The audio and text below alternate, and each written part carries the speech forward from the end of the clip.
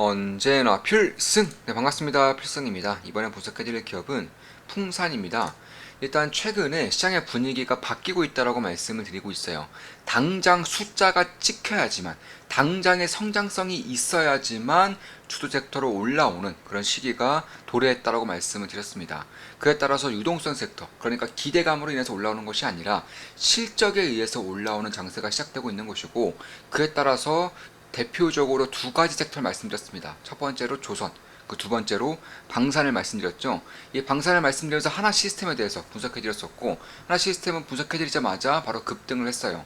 이번에 분석해드릴 기업은 풍산입니다.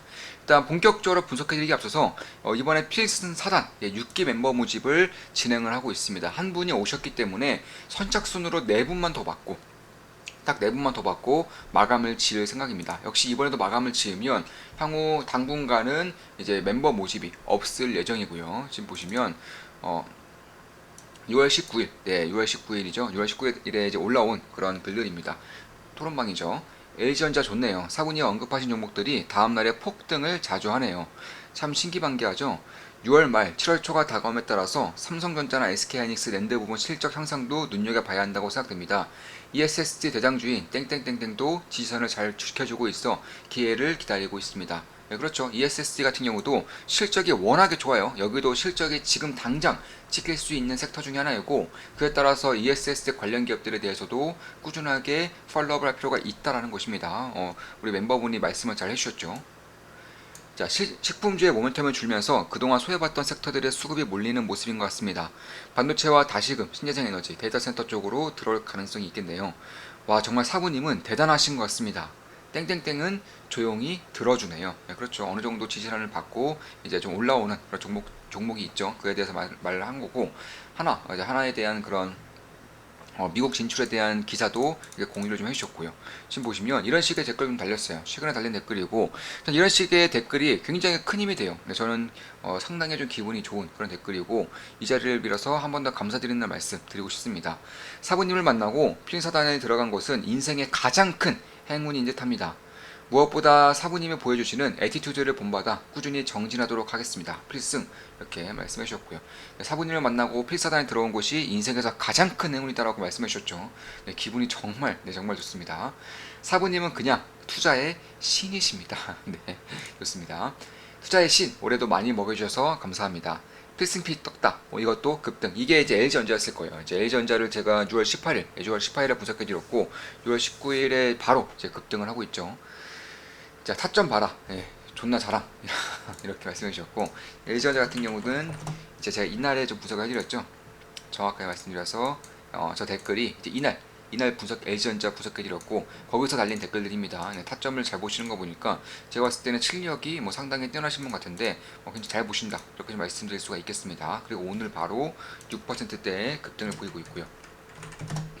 오늘 분석해드릴 기업은 풍산이에요. 풍산. 일단 제가 방산 섹터 혹은 숫자가 지금 당장 찍히는 섹터에 대해서 주목을 해야 한다고 말씀드리고 있죠. 그 중에 대표적으로 하나가 방산입니다. 방산의 실적은 두말을 해봐야 잔소리일 정도로 실적이 안 좋을래야 안 좋을 수가 없는 시기로 접어들고 있다라고 보고 있어요.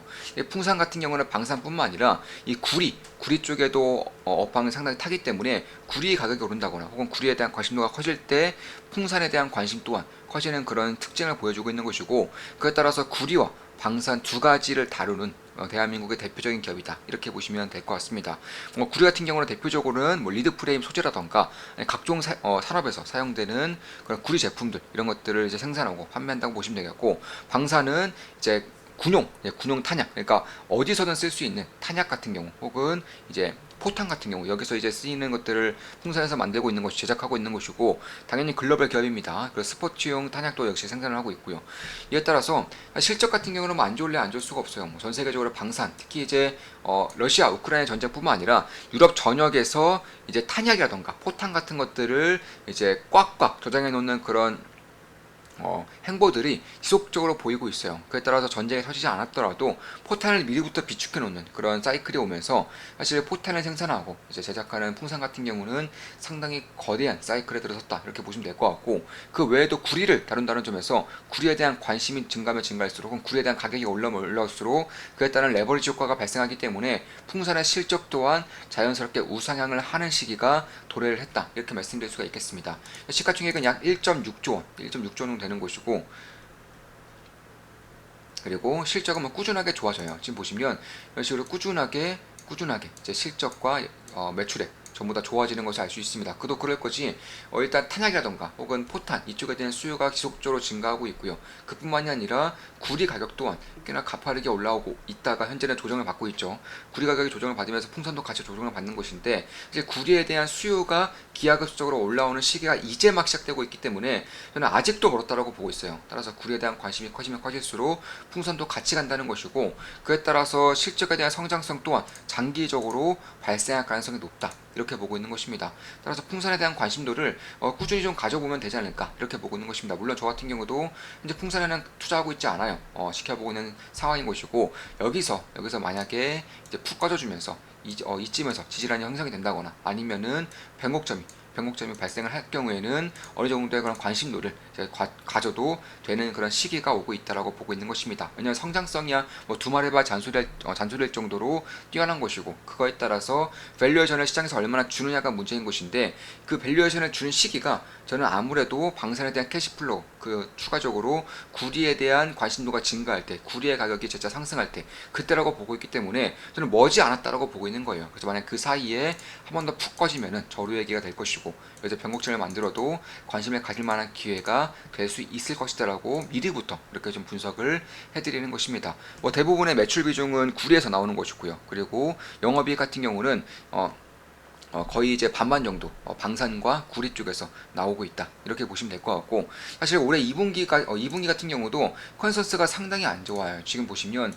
우리 2분기 해봤자 영업이익이 1100 정도, 당기순이익이 680억 정도 되는데, 사실 이 정도는 뭐 충분히 나올 수 있다라고 보고 있는 것이고, 저는 이 이상이 나올 거라고 보고 있어요. 지금 당장만 보더라도 구리 가격이 올해 2분기 상당히 좋았죠. 그에 따라서 사실 이 이상으로 영업 서프라이즈가 실적 서프라이즈가 나오면서 이제 다시 한번 더 관심을 받을 때가 되었다라고 보고 있는 것입니다. 약 한 달 내로 이제 실적 발표가 나올 가능성이 높고, 그에 따라서 그에 따른 이제 기대감이 낄 수 있는 시기가 조금씩 다가오고 있다. 왜냐하면 실적이 굉장히 좋을 것이기 때문에 그런 것입니다.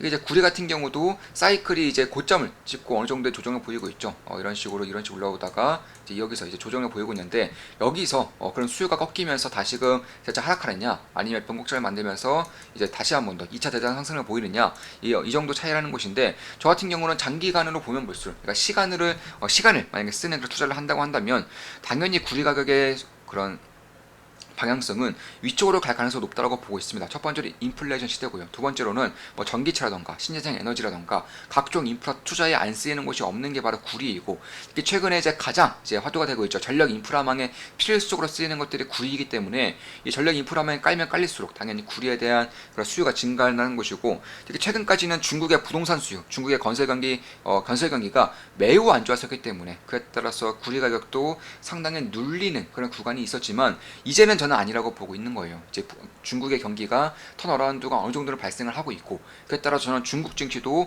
반드시 봐야 한다고 말씀드리고 있어요. 물론 아직까지는 딱 한 종목에 투자하고 있고, 현재는 약 20% 가까이 수익을 내고 있지만, 그 외에도 중국 증시 혹은 중국의 빅테크 이런 것들도 한 번 더 관심을 가질 때가 되었다고 말씀드리고 있는 것이고, 그에 따라서 중국의 건설 경기가 만약에 살아났고요, 부동산 경기가 턴어라운드 하게 될 경우에는 구리에 대한 수요 또한 기하급수적으로 다시금 올라올 것이기 때문에, 그에 앞서서 이제 구리 관련된 기업들에 대한 관심을 가져야 한다는 것이고, 방산까지 붙었기 때문에 실적이 매우 좋은 와중에 구리에 대한 모멘텀까지 붙을 경우 2차 대대 상승이 발생할 수 있다는 점에서 풍산을 이제 조금씩 주목할 필요가 있겠다라고 보고 있는 겁니다. 참고로 구리 가격이 이렇게까지 올라오고 있는데, 재고는 어떠느냐? 재고는 중국 외에는 바닥권이에요. 중국에 그나마 좀 많이 쌓아놨고, 그 외에는 전부 다 바닥권에서 기고 있기 때문에, 구리에 대한 재고가 바닥권에 쌓였기 때문에, 특히 중국을 포함하더라도 전 세계 전체적으로 구리의 재고량이 바닥권에 속해 있기 때문에 그런 것들을 본다고 한다면 수요가 앞으로 증가하는 것에 비해서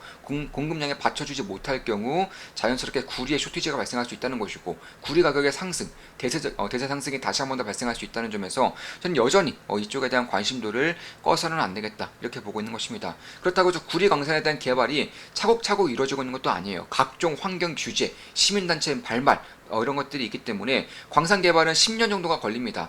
딱 탐사 시작해서 10년 정도의 시간이 걸림에도 불구하고 여전히 광산에 대한 그런 투자가 제대로 이루어지고 있지 않다는 것도 구리 가격을 위로 이끌 수 있는 그런 부분 중에 하나다, 이렇게 보시면 되겠습니다.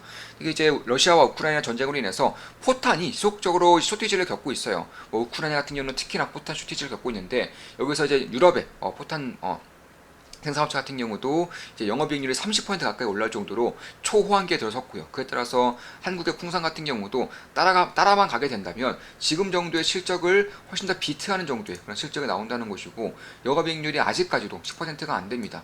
근데 외국의 이제 다른 유럽의 이제 포탄 기업들 같은 경우 영업이익률이 30% 가까이 올라오고 있기 때문에, 그런 것들을 봤을 때 절반 정도만 따라간다면, 영업이익률 15% 정도 따라간다면 실적이 자연스럽게 2배 이상이 뛴다는 것이기 때문에, 그런 것들을 봤을 때에도 지금 정도의 시가총액은 저는 딱히 고평가 영역은 아니다라고 보고 있는 것이고, 배당 수익률도 꾸준히 주는 3% 가까이 꾸준히 주는 기업이기 때문에 주주 환원적인 측면에서도 밸류업적인 측면에서도 상당히 잘 해나가고 있는 그런 기업 중에 하나다, 이렇게 보시면 될 것 같습니다.